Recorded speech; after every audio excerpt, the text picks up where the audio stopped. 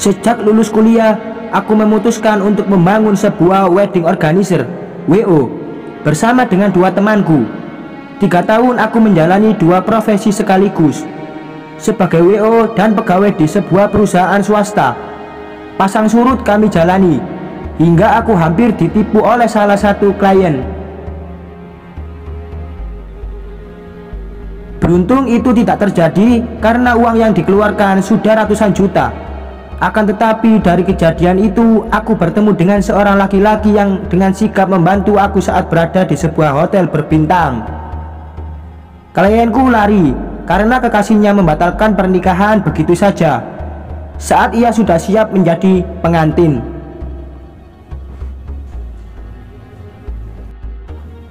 Lelaki ini adalah seorang pegawai hotel. Saat itu ia membantuku menghentikan pengantin yang sudah lari di lobi. Ternyata keluarganya juga mendukung aksinya itu dan sudah menunggu di mobil. Lelaki itu menghentikan pengantin dan segera memanggil satpam. Aku yang panik menemukan kamar hotel kosong, langsung berlari ke lobi hotel.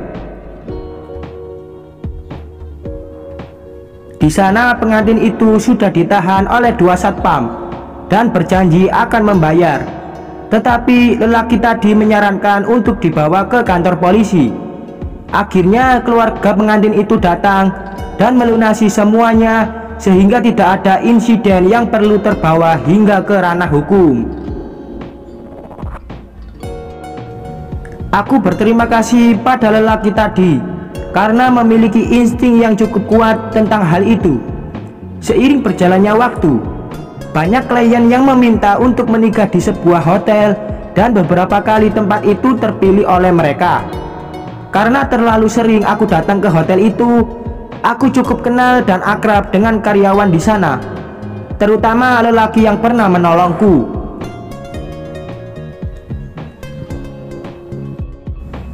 Kami banyak bercerita selagi menunggu dekorasi pernikahan dibuat.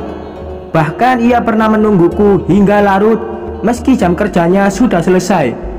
Singkat cerita, kami bertukar nomor telepon dan sering berkomunikasi.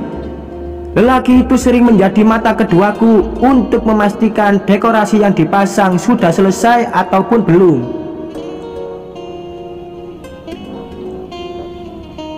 Setelah sering berkomunikasi, 2 tahun mengenal, kami memutuskan untuk menjalin asmara. Aku cukup nyaman saat membicarakan banyak hal dengannya.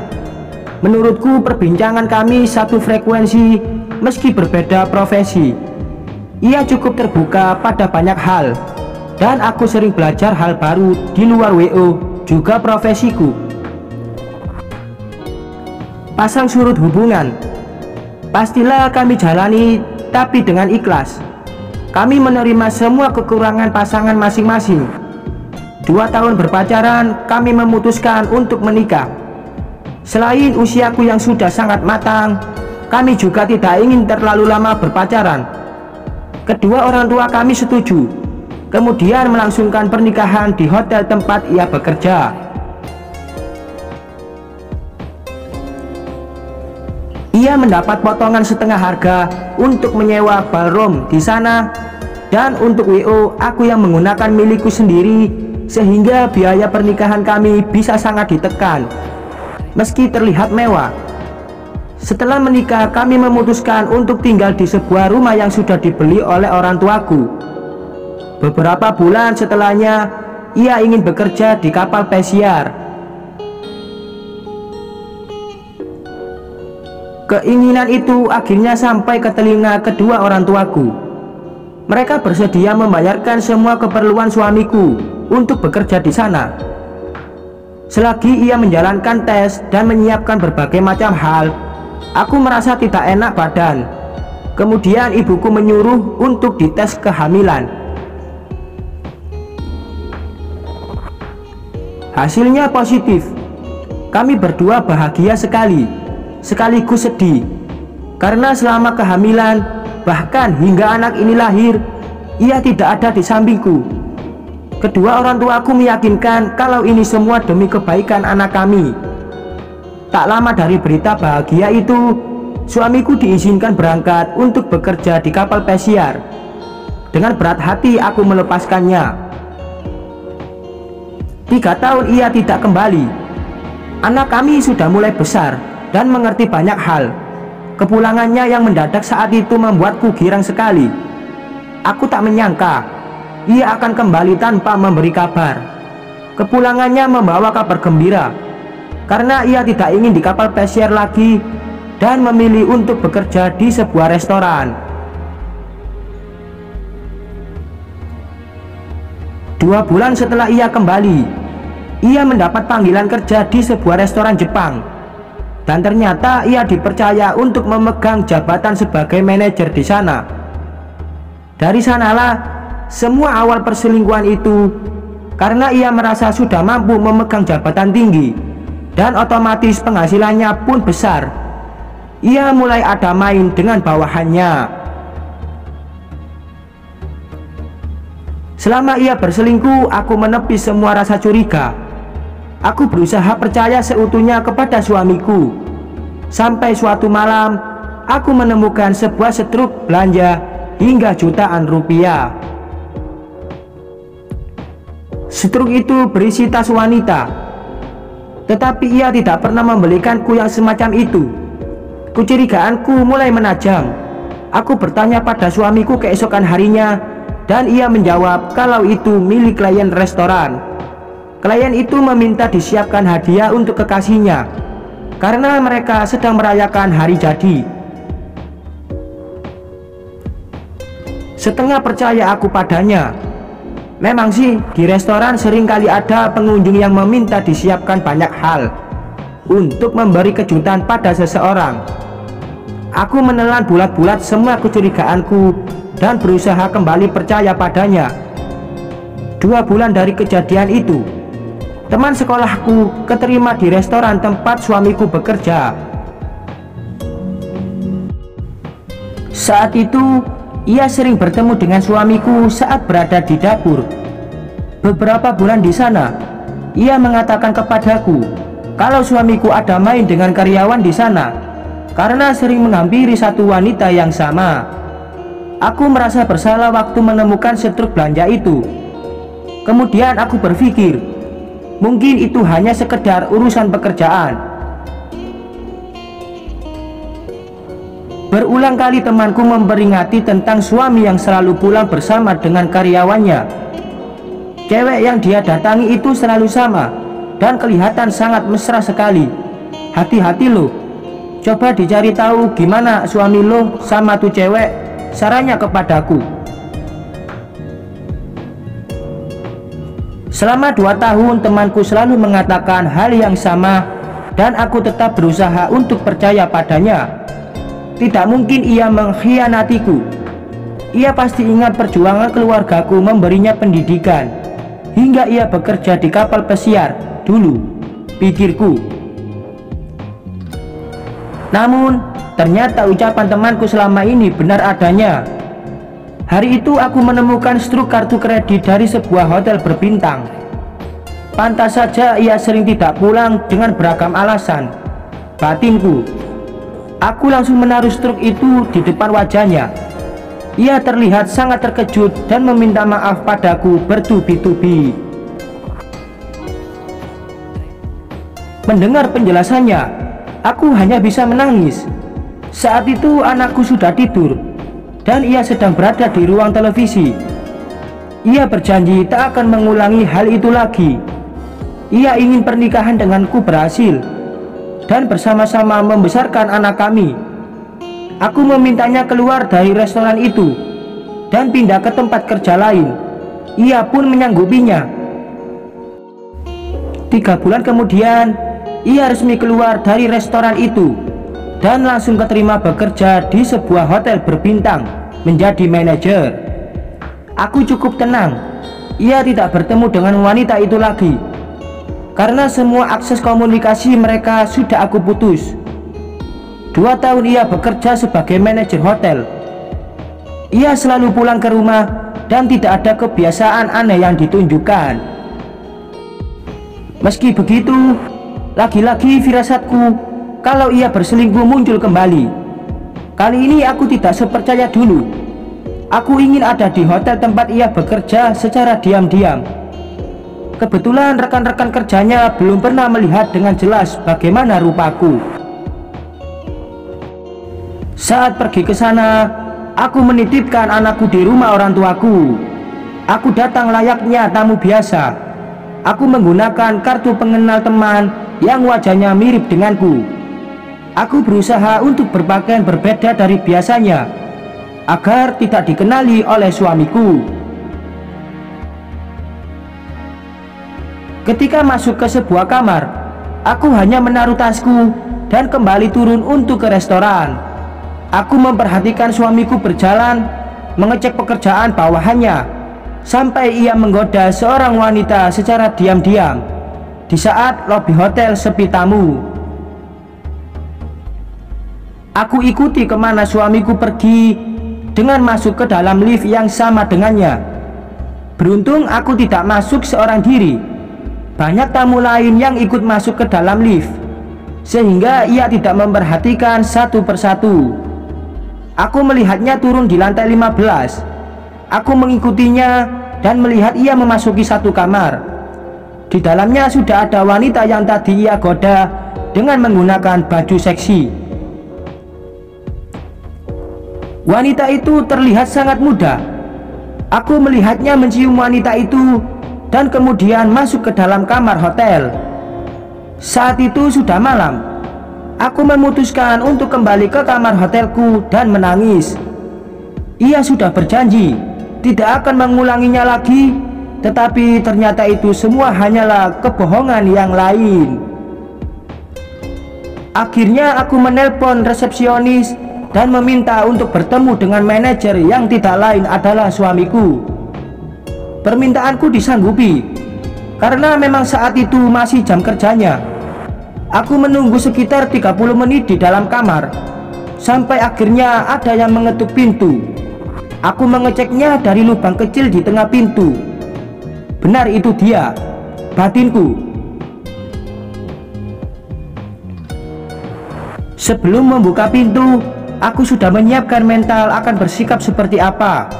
Aku membukanya sambil menyembunyikan wajahku di balik pintu. Dan ketika ia sudah masuk ke dalam kamarku dengan prosedur yang ditetapkan, aku pun berbalik. Betapa terkejut dan kikuknya ia saat melihat aku sudah berdiri di hadapannya. "Sejak kapan kamu di sini? Kok kamu tidak memberitahu aku?" katanya sambil berusaha memelukku. Aku tepis tangannya. "Bagaimana rasanya daun muda itu? Enak?"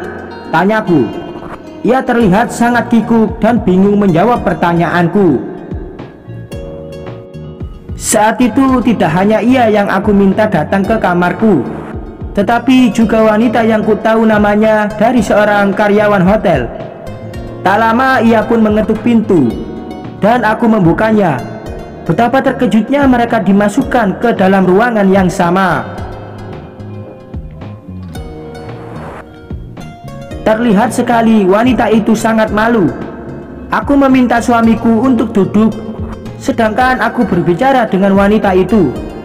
Dari sana aku tahu kalau umurnya baru menginjak 18 tahun dan sudah menikah secara siri oleh suamiku. Mereka memiliki satu anak laki-laki yang sekarang tinggal bersamanya. Mendengar semua informasi itu membuat dadaku sesak. Ingin sekali aku tampar wajah wanita itu, tetapi aku tahu yang sebenarnya jahat adalah suamiku. Ia bilang pada wanita itu kalau hubungan kami sudah tidak baik dan aku tidak bisa memiliki seorang anak. Aku menyuruh wanita itu untuk duduk di kasur. Dan sekarang aku bertanya pada suamiku, "Apa alasan kamu mengatakan semua itu padanya? Kalau ingin bercerai, kenapa tidak bilang saja dari perselingkuhanmu yang pertama?" tanyaku. Wanita itu terkejut karena tahu kalau suamiku sudah pernah berselingkuh sebelumnya.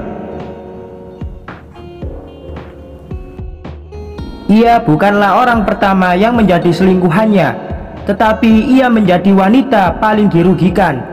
karena sampai memiliki anak.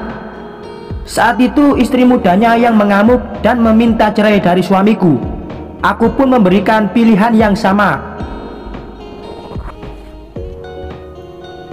Ia sangat kesal dan marah padaku, tetapi ia tidak bisa melampiaskannya.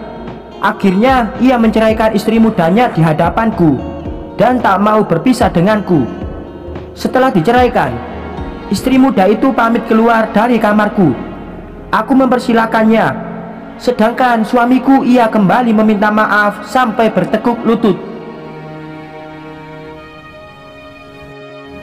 Aku kemudian berdiri dan mengambil ponselku, menghubungi orang tua dan mertuaku. Kali ini mertuaku yang histeris, karena orang tuaku sudah menyangka ia akan mengulanginya kembali. Setelah menghubungi mereka, aku mengambil tasku dan pergi keluar.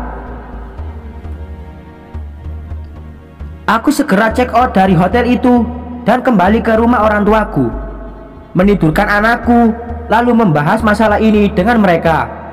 Suamiku datang ke rumah orang tuaku dengan sangat kacau. Rupanya wanita yang menjadi mantan istri mudanya tadi melaporkannya ke perusahaan.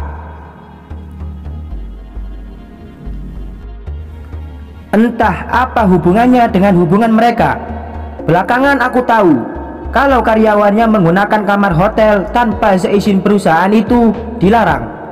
Dan wanita itu mengakui kesalahannya dengan membawa suamiku. Akhirnya hari itu mereka berdua dikeluarkan dari hotel tersebut. Ia meminta maaf padaku dan kedua orang tuaku, tetapi permintaan maafnya ditinggalkan begitu saja oleh mereka. Sedangkan aku masih terduduk dan memandangnya dengan sangat marah. Aku mendorongnya keluar dari rumah kedua orang tuaku dan kemudian mengunci pintu. Ia tidak berani mengetuk pintu terlalu kencang, karena aku sudah mengancam akan membawanya ke jalur hukum. Singkatnya, setelah malam itu, aku memutuskan untuk memaafkan, karena anakku selalu menangis meminta bertemu dengan ayahnya. Suamiku kembali menjadi manajer di sebuah restoran. Kali ini aku memegang nomor atasannya dan menyadap ponselnya. Ia tidak tahu hal itu karena semuanya aku sembunyikan dengan sangat rapi. Setelah 3 tahun bekerja di sana, ada seorang wanita yang selalu mengirimkan teks mesra padanya. Aku sudah kembali curiga, namun kali ini aku tidak akan menghampiri dia seperti sebelumnya. Aku sedang mengumpulkan bukti untuk menceraikannya agar ia tak bisa beralasan saat di persidangan nanti.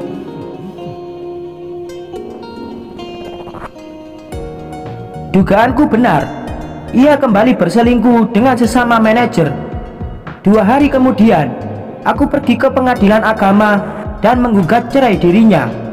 Ia sama sekali tidak menyangka kalau aku akan menceraikannya hingga ada surat panggilan sidang datang ke rumah kami.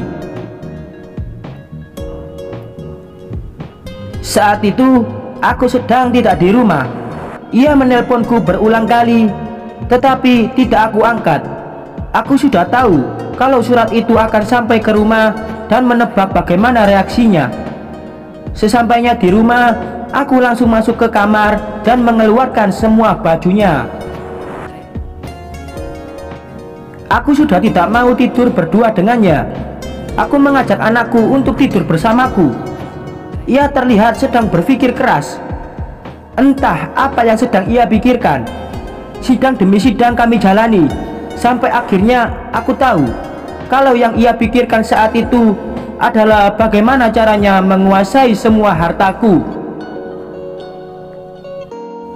Ia meminta rumah yang sedang aku tinggali bersama anak kami. Ia menganggap kalau itu adalah hartanya, juga karena katanya dibeli setelah kami menikah. Padahal rumah itu pemberian orang tuaku dan dibeli setahun sebelum kami menikah. Akhirnya pengadilan memutuskan kalau itu tidak termasuk harta yang bisa diperebutkan. Hak asuh juga murni jatuh ke tanganku. Ia tidak mendapatkan apapun dari pernikahan kami, dan ia sangat mengancam tentang hal itu. Rupanya selama ini ia tidak ingin bercerai bukan karena aku atau anak kami, melainkan tentang harta yang aku miliki. Kemana saja aku selama 10 tahun pernikahan, dan baru menyadari setelah 3 kali diselingkuhi.